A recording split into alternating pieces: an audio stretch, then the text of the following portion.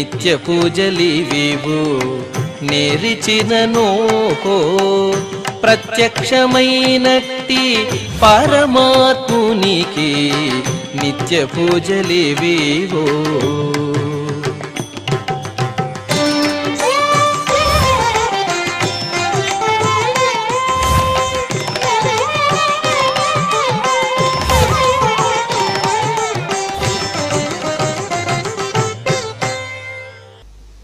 ఓం నమో వెంకటేశాయ.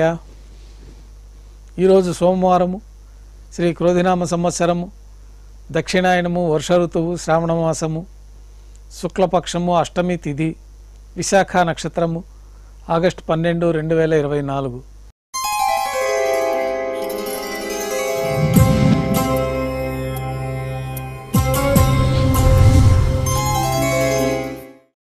మాధ్యాహ్నిక ఆరాధనలో భాగంగా బంగారు పంచపాత్రలో శుద్ధ తోయాన్ని నింపుకొని స్వామివార్లకు ఉపచారాలు సమర్పించి తులసి దళములతో అష్టోత్తర శతనామార్చన నిర్వహించి అన్నప్రసాదాలు, పన్యారాలు ఘంటానాదం మధ్య నైవేద్యంగా సమర్పిస్తారు.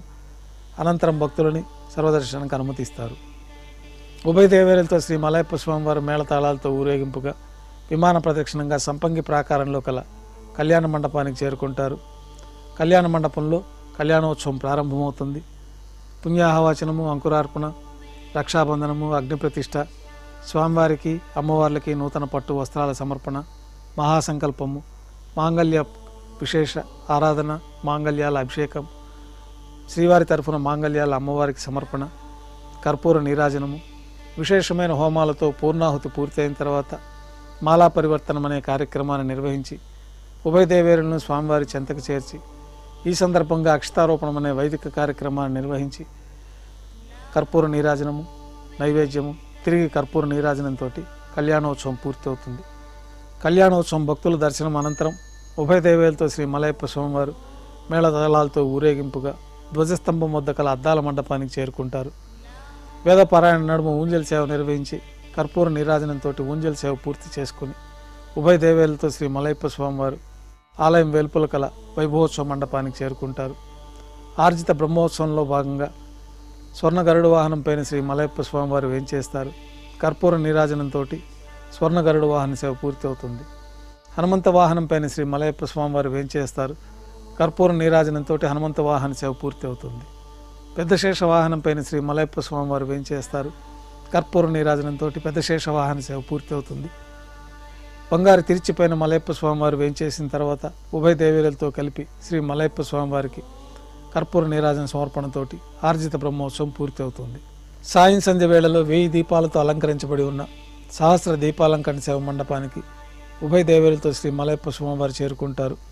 వేదం, గానం, నాదం నడుమ సహస్ర దీపాలంకరణ సేవ జరిపి నక్షత్ర నీరాజనము, కర్పూర నీరాజనం సమర్పించి సాయం సంధ్య వేళలో 4 తిరువీధుల ఉత్సవం జరుపుకొని తిరిగి ఆలయంలో వేంచేస్తారు. ఆలయంలో నైవేద్యం ఆస్థానం పూర్తయిన తర్వాత గర్భాలయంలో వేంచేస్తారు. వెంటనే రాత్రి తోమాల సేవ ప్రారంభమవుతుంది.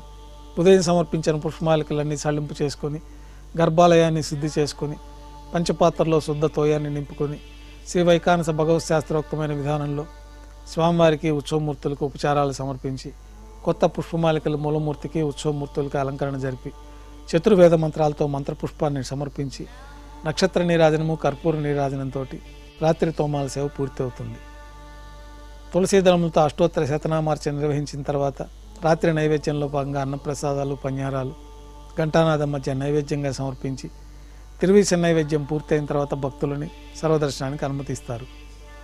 కొద్ది విరామం తర్వాత ఏకాంత సేవలో భాగంగా రాత్రి సమర్పించిన పుష్పమాలికలన్నీ సళ్ళింపు చేసుకొని గర్భాలయాన్ని శుద్ధి చేసుకొని బంగారు పంచపాత్రలో బ్రహ్మ తిరువారాధన కోసమై బంగారు బిందెలోని తీర్థాన్ని సమర్పించి ఏకాంత సేవలో భాగంగా బంగారు పట్టు పాన్పు పైన కౌతుకభైరమైన శ్రీ భోగ శ్రీనివాసమూర్తి వారిని వేంచేపు చేసుకొని ఈ సందర్భంగా స్వామివారికి జీడిపప్పు, ద్రాక్ష, కలకండ కలిపిన మిశ్రమాన్ని నైవేద్యంగా సమర్పించి పండ్లు, దారోష్ణమైన గోక్షీరము నైవేద్యంగా సమర్పించి కర్పూర నీరాజనంతో ఏకాంత సేవ పూర్తి అవుతుంది. ఓం నమో వెంకటేశాయ.